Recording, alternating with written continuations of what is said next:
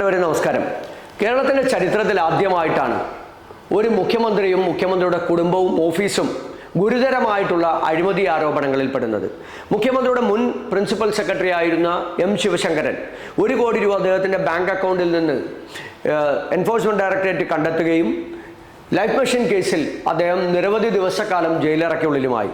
രണ്ടാമത്തെ principal secretary K M Abraham, മുൻ chief secretary കൂടിയായ കെ എം എബ്രഹാമിനെതിരായി CBI വരവിൽ കവിഞ്ഞ സ്വത്ത് സമ്പാദിച്ചതിൻ്റെ പേരിലുള്ള അന്വേഷണം നടത്തിക്കൊണ്ടിരിക്കുകയാണ്.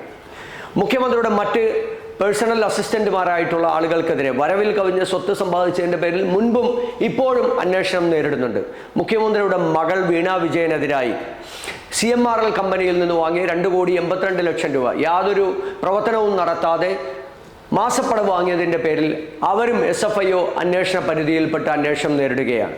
എത്രയോ അഴിമതികളാണ് ഒരു മുഖ്യമന്ത്രിയുടെ കുടുംബവും അദ്ദേഹത്തിൻ്റെ ഓഫീസും കേരളത്തിൻ്റെ ചരിത്രത്തിൽ ആദ്യമായി നേരിടുന്നത്.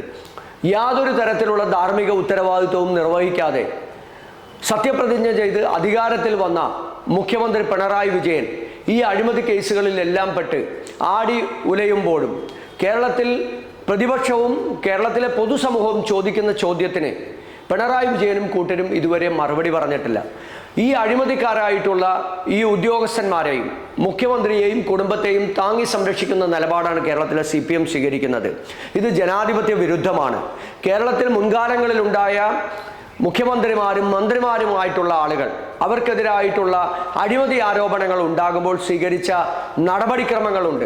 ആ നടപടിക്രമങ്ങൾ പോലും പാലിക്കാതെ കേരളത്തിൻ്റെ രാഷ്ട്രീയ ചരിത്രത്തിൽ ഗുരുതരമായിട്ടുള്ള ആരോപണം നേരിട്ട ഒരു മുഖ്യമന്ത്രിയും കുടുംബവും എന്നുള്ള രീതിയിൽ കേരളത്തിലെ CPMനോടും അല്ലെങ്കിൽ കേരളത്തിലെ പൊതുസമൂഹത്തോടും കേരളത്തിലെ പ്രതിപക്ഷത്തോടും യാതൊരു തരത്തിലുള്ള ധാർമ്മികതയും പുലർത്താതെ അധികാര കസേരയിൽ കടിച്ചിരിക്കുന്ന, അധികാര കസേരയിൽ പിടിച്ചു തൂങ്ങിയിരിക്കുന്ന ഒരു മുഖ്യമന്ത്രിയായി പിണറായി വിജയൻ മാറിയിരിക്കുകയാണ്. ആ പിണറായി വിജയനെ രാജിവെപ്പിക്കുന്നത് വരെയുള്ള സമരവുമായി കേരളത്തിലെ പ്രതിപക്ഷം മുന്നോട്ട് പോകുന്നു. നാളെ മെയ് 6-ാം തീയതി രാവിലെ 10:30 മണിക്ക് ജില്ലാ കോൺഗ്രസ് കമ്മിറ്റിയുടെ നേതൃത്വത്തിൽ കാക്കനാട് കളക്ട്രേറ്റിലേക്ക് KPCCയുടെ ആഹ്വാനപ്രകാരമുള്ള മാർച്ച് നടക്കുകയാണ്. എല്ലാ സഹപ്രവർത്തകരും രാവിലെ 10:30 മണിക്ക് തൃക്കാക്കര മുനിസിപ്പൽ ഓഫീസിന് സമീപത്ത് നിന്ന് ആരംഭിക്കുന്ന ആ മാർച്ചിൽ എത്തിച്ചേരണമെന്ന് വിനീതമായി അഭ്യർത്ഥിക്കുകയാണ്. മുഖ്യമന്ത്രി പിണറായി വിജയൻ്റെ രാജിവെക്കുന്നത് വരെയുള്ള സമര പോരാട്ടങ്ങൾക്ക്, അതിശക്തമായ രീതിയിലുള്ള പ്രതിഷേധങ്ങൾക്ക് നമുക്ക് ഒരുമിച്ച് ഒറ്റക്കെട്ടായി മുന്നോട്ട് പോകാം. നിങ്ങളെല്ലാവരും കൂടെ ഉണ്ടാകണമെന്ന് വിനീതമായി അഭ്യർത്ഥിക്കുന്നു. നമസ്കാരം.